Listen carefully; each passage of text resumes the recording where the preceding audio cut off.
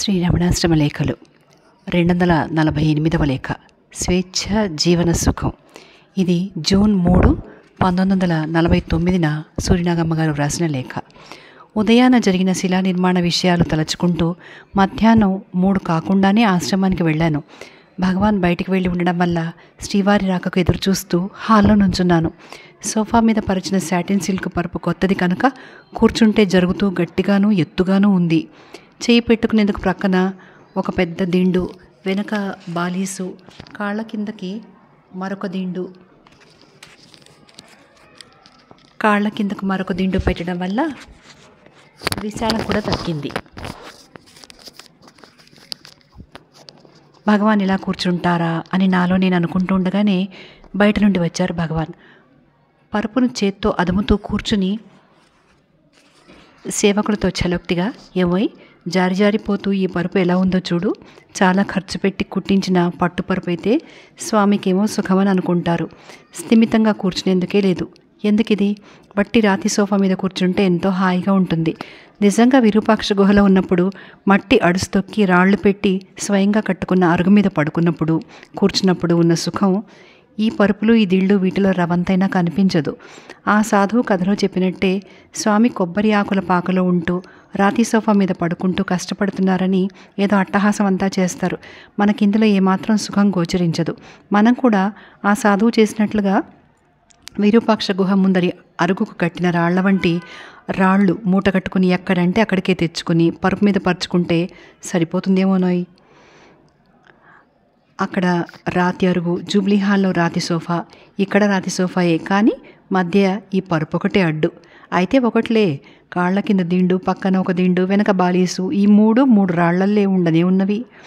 ఆ సాధువు కథకు దీనికి సరిపోయిందిలేవోయ్, తెచ్చుకోనక్కర్లేకుండా మన పడక మనకే ఉంది అన్నారు భగవాన్. ఒక భక్తుడు అందుకుని, భగవాన్ ఇప్పుడు సెలవిచ్చే ఆ సాధువు కథ ఏమిటి అన్నారు. ఏమా, ఒక అడవిలో చెట్టు కింద ఒక మహాత్ముడు మహాసాధువుగా నివసిస్తూ ఉండేవాడు. అతను 3 రాళ్ళు సదా దగ్గరుంచుకునేవాడు. పడుకున్నప్పుడు ఈ 3 రాళ్ళు తల కింద ఒకటి, నడుము కింద ఒకటి, కాళ్ళ కింద ఒకటి పెట్టుకుని పైన గొంగళి కప్పుకుని పడుకునేవాడు. వాన వస్తే ఆ రాళ్లపైన శరీరం ఉండేది. కింద పడ్డ నీరు కింద నుంచి పోయేది. పై నీరు గొంగళి మీద పడి జారిపోయేది. ఆయన నిద్రకి ఏమీ భంగం ఉండేది కాదు. సుఖంగా గుర్రు పెట్టేవాడు.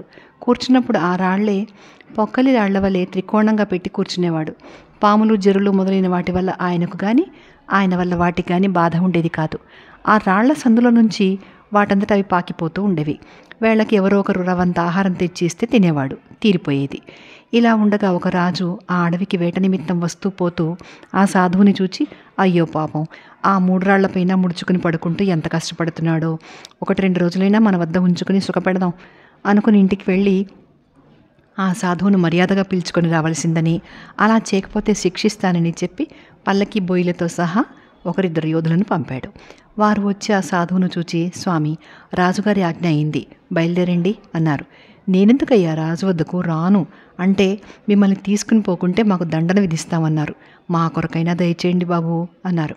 సరే, తన మూలంగా వారికి కష్టం ఎందుకని బయలుదేరాడు. సర్దేందుకు సామానే ఉంది, గోచి బట్ట, గొంగళి, ఆ 3 రాళ్ళును. గోచి మడిచి గొంగళిలో పెట్టి ఆ 3 రాళ్ళు మూటకట్టాడు.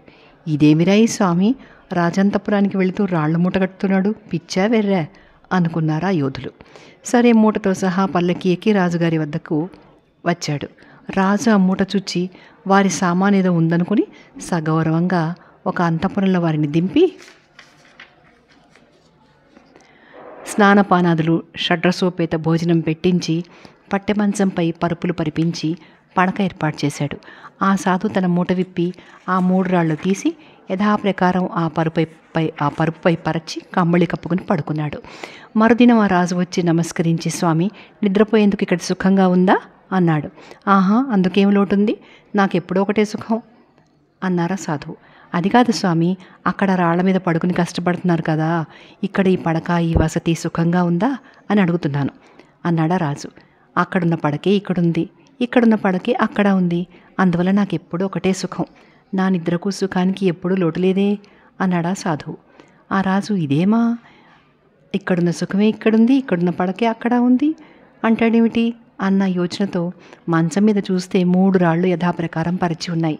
వెంటనే రాజు ఆ సాధువుకు సాష్టాంగపడి, ఓ మహానుభావ, నీ మహిమ తెలియక నేనేదో నిన్ను సుఖపెట్టాలని రప్పించాను.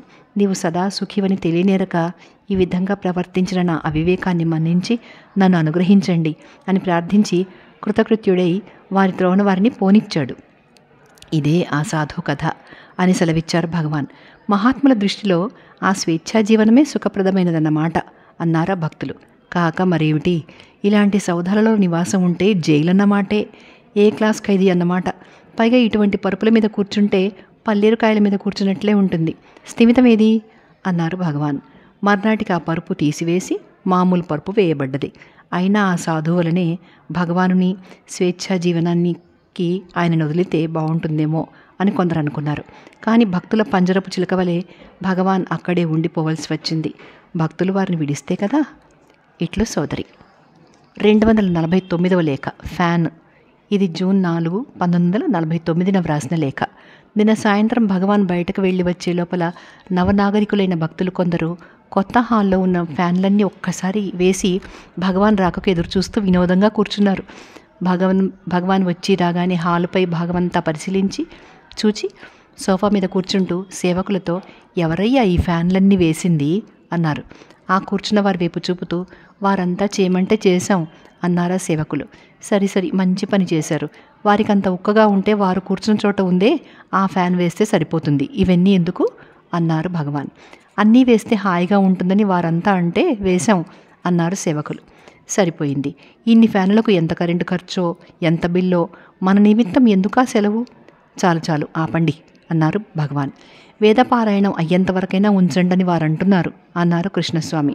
ఓహో అలాగా, వారు ధనవంతులు గనక వారి ఇళ్లలో ఇంతకు 10 రెట్లు అధికంగా ఫ్యాన్లు పెట్టుకుని కూర్చోవచ్చును. మనకెందుకు ఈ ఆడంబరం? విసనకర్ర ఉంది, చేతులున్నాయి, అన్నీ ఆపుచేయండి అని సెలవిచ్చారు భగవాన్. ఆ తర్వాత సేవకులు ఒక్కటి ఉంచి తక్కినవన్నీ ఆపు చేశారు. నేను ఇక్కడికి వచ్చిన కొత్తల్లో, అంటే 1941, 42 ఆ ప్రాంతంలో కొత్తగా ఎవరో ఎలక్ట్రిక్ ఫ్యాన్ తెచ్చి భగవాన్ సన్నిధిలో ఉపయోగించండి అని ప్రార్థించారు. ఎందుకయ్యా ఇది? విసనకర్ర ఉంది, చేతులున్నాయి, కావలసినప్పుడు విసురుకుంటాను, నాకెందుకు ఇవన్నీను అన్నారు భగవాన్. అది శ్రమ కాదా? ఫ్యాన్ అయితే బాధలేదు అన్నాడు ఆ భక్తుడు. శ్రమ ఏమిటి? అదైతే మనకి ఎంత గాలి కావాలో అంతే వస్తుంది. ఫ్యాన్ ముయ్యమనే శబ్దంతో విపరీతంగా విసురుతుంది. పైగా కరెంటు ఖర్చు, అందుకు బిల్లు, మన మూలంగా ఆఫీసు వారికి ఎందుకు ఆ ఖర్చు అన్నారు భగవాన్. ఆఫీస్ వారి అనుమతి మీదనే తెచ్చాము స్వామి అన్నాడా భక్తుడు. ఓహో అలాగా, అయితే వారి వద్దనే పెట్టుకోమనండి. వారంతా పనిచేసేవారు కనుక వారికి అవసరం, నాకెందుకు అన్నారు భగవాన్. ఆ భక్తుడు మరి మాట్లాడక ఆ ఫ్యాన్ అక్కడే వదిలిపెట్టి వెళ్ళిపోయాడు. అది టేబుల్ ఫ్యాన్ అవ్వడం వల్ల భగవాన్ సోఫాకు పక్కనే ఉంచి ఒక్కపోత ఎక్కువైపోయినప్పుడు సమీపస్తులు ఎవరో ఒకరు తిప్పేవారు. భగవాన్ వెంటనే, అదుగో ఇందుకు కాదా ఇక్కడ పెట్టవద్దన్నది, కావాలంటే మీ దగ్గర పెట్టుకోరాదు అని మందలించి వారెవరో ఆపకుంటే కర్రపులతో తామే ఆపుతూ ఉండేవారు. ఒక్క ఫ్యాన్కే ఒప్పుకొని భగవాన్ ఇన్ని ఫ్యాన్లు వాడడానికి ఇష్టపడతారా? పోని విసనకర్రతోనైనా ఎవరిని విసరనీయరు కదా. ఎవరైనా విసిరితే మీకు ఒక్కగా ఉంటే నేను విసురుతాను ఉండండి అని ఎదురు ఉపచారం కూడా చేస్తారు. గత మే నెలలో భగవాన్ చేతి పుండుకు రేడియం సుదులు కట్టినప్పుడు వెంకటరత్నం ఇత్యాది సేవకులు విసురుతూ ఉంటే భగవాన్ వారిని ఉపదేశరూపకంగా ఎంతో దూరం మందలించారు సుమా. ఇట్లు సోదరి.